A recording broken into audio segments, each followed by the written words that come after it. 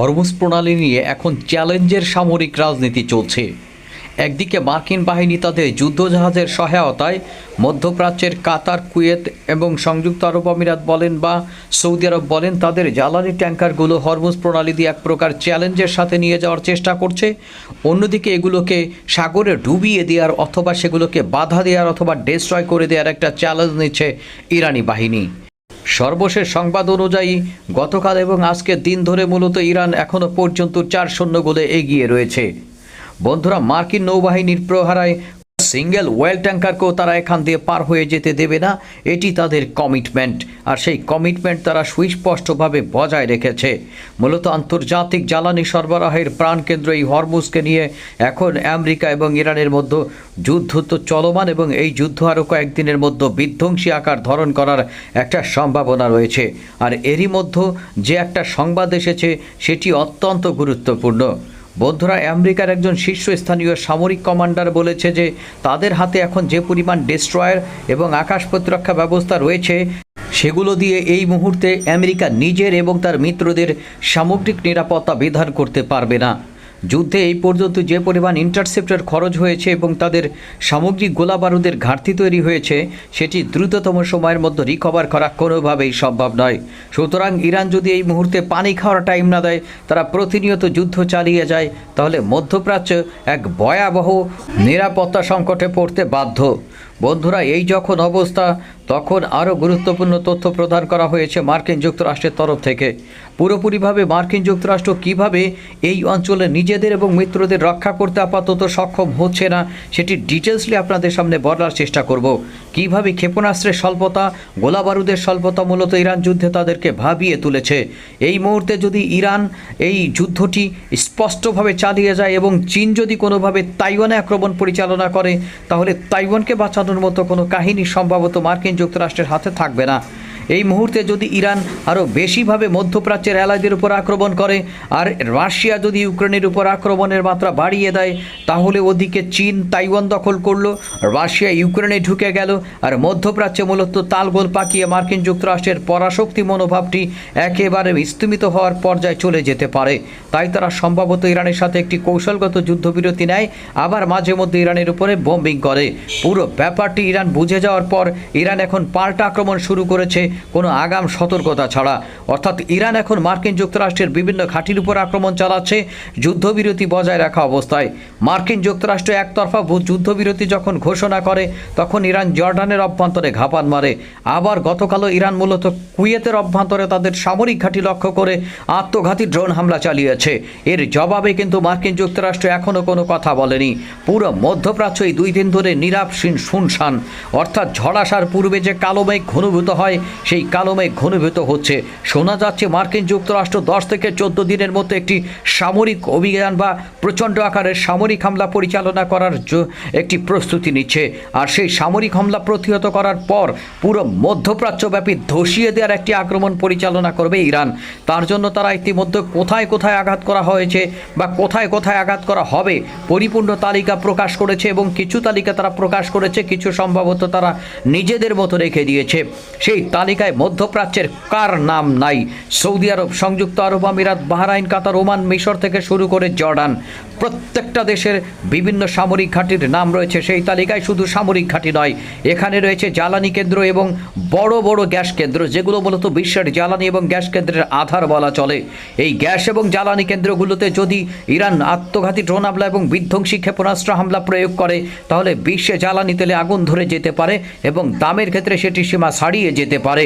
মার্কিন যুক্তরাষ্ট্রের সেই শীর্ষ সামরিক কমান্ডারের ভাষ্যমতে কিভাবে মার্কিন যুক্তরাষ্ট্র আসলে এই সমস্যাগুলো মোকাবেলা করবে তার কোনো সমাধান অবশ্য পাওয়া যায়নি, তবে তারা যে অত্যন্ত ঘাটতির মধ্যে রয়েছে সেই ব্যাপারগুলো সম্পর্কে সুস্পষ্ট ধারণা পাওয়া গিয়েছে।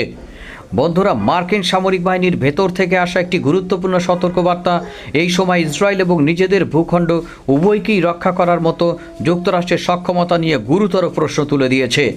বিভিন্ন প্রতিবেদন অনুযায়ী ইউরোপিয়ান কমান্ডের কমান্ডার জেনারেল অ্যালেক্সাস গ্রিনকেইস পেন্টাগনের শীর্ষ কর্মকর্তাদের সতর্ক করেছেন যে নিজস্ব ভূখণ্ডের নিরাপত্তা নিশ্চিত করার পাশাপাশি ইরানের ক্ষেপণাস্ত্র হামলা থেকে ইসরায়েলকে সুরক্ষা দেওয়ার মতো পর্যাপ্ত ডেস্ট্রয়ার বা যুদ্ধজাহাজ এখন আর মার্কিন নৌবাহিনীর হাতে নেই। বন্ধুরা, মার্কিন নৌবাহিনীর পাহারা অনেক সময় অনেক জায়গায় হয়ে থাকে। উত্তর কোরিয়াকে পাহারা দিতে সাউথ কোরিয়ার সীমান্তে যুদ্ধজাহাজ লাগে, আবার জাপান সীমান্তে যুদ্ধজাহাজ লাগে চীনকে টক্কর দেওয়ার জন্য। সাউথ চায়না সি তো রয়েছেই, আবার তাইওয়ানকে পাহারা দেওয়ার জন্য সেখানেও প্রয়োজন হয়, আর নিজেদের সীমানা সুরক্ষা তো রয়েছেই। বন্ধুরা, চীন এই মুহূর্তে সুযোগগুলো নিতে পারে। এই মুহূর্তে মার্কিন যুক্তরাষ্ট্র বিশ্বের বিভিন্ন অবস্থানে ব্যস্ত। চীন তাইওয়ানকে টার্গেট করে রেখেছে। বন্ধুরা, মার্কিন যুক্তরাষ্ট্রের সামরিক বাহিনীর অ্যাসেসমেন্ট অনুযায়ী 2027 সালের মধ্যে তাইওয়ান দখল করে নিতে পারে চীন, আর তাদেরকে ঠেকানোর জন্য পর্যাপ্ত প্রস্তুতি থাকা অত্যন্ত প্রয়োজন। বন্ধুরা, চীন এবং মার্কিন যুক্তরাষ্ট্রের এই সকল যুদ্ধ ব্যবস্থা নিয়ে আরেকটি ভিডিও আমরা সামনের দিকে আপনাদের দিব। আমাদের সাথেই থাকবেন। দারুণ দারুণ এই সকল রিসার্চমূলক সামরিক ভিডিওগুলো পেতে চাইলে আমাদের চ্যানেলটি সাবস্ক্রাইব করে পাশে থাকা বেল আইকনটি চেপে দেবেন। তাহলে যখনই আমরা নতুন কোনো ভিডিও আপনাদের উদ্দেশ্যে আপলোড করব, আপনারা রিমাইন্ডার পেয়ে যাবেন। বন্ধুরা, যেটি বলেছিলাম, নিজস্ব ভূখণ্ডের পাশাপাশি নিরাপত্তা নিশ্চিত করার ক্ষেত্রে মূলত ইরানের ক্ষেপণাস্ত্র হামলা থেকে ইসরায়েলকে সুরক্ষা দেওয়ার মতো পর্যাপ্ত ডিস্ট্রয়ার যে মার্কিন যুক্তরাষ্ট্রের হাতে নেই, সেটি এখন প্রকাশ পেল। মধ্যপ্রাচ্য জুড়ে, বিশেষ করে ইরান এবং লোহিত সাগরের কাছাকাছি এলাকায় যুক্তরাষ্ট্র যখন একাধিক ডেস্ট্রয়ার, বিমানবাহী রণতরী এবং অনন্য নৌসম্পদ মোতায়েন করে রেখেছে, ঠিক তখনই এই সতর্কবার্তাটি এলো।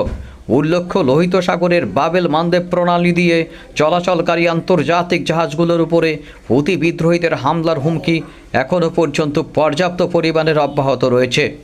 এখানে সৌদি আরব অত্যন্ত গুরুত্বপূর্ণ একটি গ্যাড়াকলে পড়ে গেছে। বন্ধুরা, যুদ্ধটি যতদিন না পর্যন্ত পরিপূর্ণভাবে শেষ হচ্ছে, ততদিন পর্যন্ত আসলে বাস্তবিক অর্থেই এই সকল জলপথগুলো পরিপূর্ণভাবে স্থিতিশীল হওয়ার সম্ভাবনা নাই বললেই চলে। যুদ্ধ চলাকালীন সময়ে আপনি কখনোই কোনোভাবে এই সকল জলপথগুলোর পূর্ণাঙ্গ নিরাপত্তা নিশ্চিত করতে পারবেন বলে মনে হয় না। মধ্যপ্রাচ্যের দেশগুলোর নিরাপত্তার জন্য পরিপূর্ণভাবে মার্কিন যুক্তরাষ্ট্রের উপর নির্ভর করে থাকে।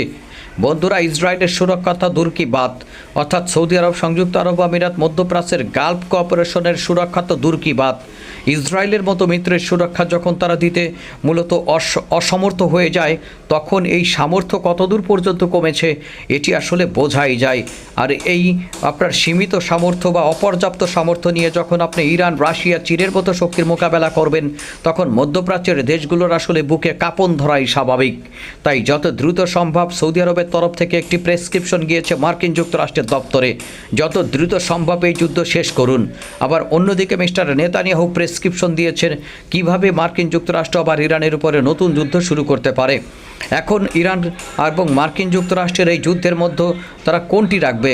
তারা কি সৌদি আরবের যুদ্ধ থামানোর অনুরোধ রাখবে, নাকি মার্কিন যুক্তরাষ্ট্র ইসরায়েলের যুদ্ধ বাড়ানোর অনুরোধ রাখবে? সময় বলে দেবে আসলে সব কথা। তবে মিস্টার ডোনাল্ড ট্রাম্প যে দ্রুততম সময়ের মধ্যে এখান থেকে বেরিয়ে যাওয়ার একটি রাস্তা খুঁজছেন, এই বিষয়ে আসলে কোনো সন্দেহ নেই। একই সঙ্গে বিভিন্ন প্রতিবেদনে ইঙ্গিত দেওয়া হয়েছে যে যুক্তরাষ্ট্রের ক্ষেপণাস্ত্র, ইন্টারসেপ্টর বা প্রতিহতকারী ক্ষেপণাস্ত্রের মজুদের উপর ক্রমবর্ধমান চাপ সৃষ্টি হয়ে এখন এমন অবস্থায় পতিত হয়েছে, যুদ্ধ যদি আরও অল আউটভাবে কিছুদিন চলে, তাহলে চরম ইন্টারসেপ্টর সংকটে ভুগে মূলত একেবারে ইসরায়েল এবং মধ্যপ্রাচ্যের এই সকল দেশগুলো অরক্ষিত হয়ে পড়তে পারে মার্কিন যুক্তরাষ্ট্র সহ। ইরানের সংঘাতের সময় প্রায় 100টির বেশি থার্ড ইন্টারসেপ্টর ব্যবহার করা হয়েছে। এর ফলে উদ্বেগ দেখা দিয়েছে যে অঞ্চলে যদি আরেকটি বড় ধরনের যুদ্ধ শুরু হয়, তবে পেন্টাগন দ্রুততার সাথে তাদের এই অত্যন্ত গুরুত্বপূর্ণ আকাশ প্রতিরক্ষা ব্যবস্থার মজুদ পুনরায় কতদূর পর্যন্ত পূরণ করতে পারবে বা ব্যবহার করতে পারবে। সুতরাং পুরো ব্যাপারটি নিয়ে এখন এমন একটা সিচুয়েশন তৈরি হয়েছে, যুদ্ধ জয় তো দূরের কথা, প্রকৃতপক্ষে যুদ্ধে টিকে থাকাই এখন গুরুত্বপূর্ণ একটি ফ্যাক্টর হয়ে দাঁড়িয়েছে বিশ্বের এই পরাশক্তির জন্য। আর মধ্যপ্রাচ্যের থেকে শুরু করে ইসরায়েল পর্যন্ত মিত্রদের নিরাপত্তা এখন আমড়া গাছে ঝুলছে। আজকের মতো এখানেই মূলত বিদায় নিচ্ছি। গুরুত্বপূর্ণ ব্যাপারগুলো নিয়ে আবারও আপনাদের সামনে চলে আসব। বন্ধুরা, আমাদের নিয়মিত পাওয়ার জন্য আমাদের সাথেই থাকুন। আল্লাহ হাফেজ।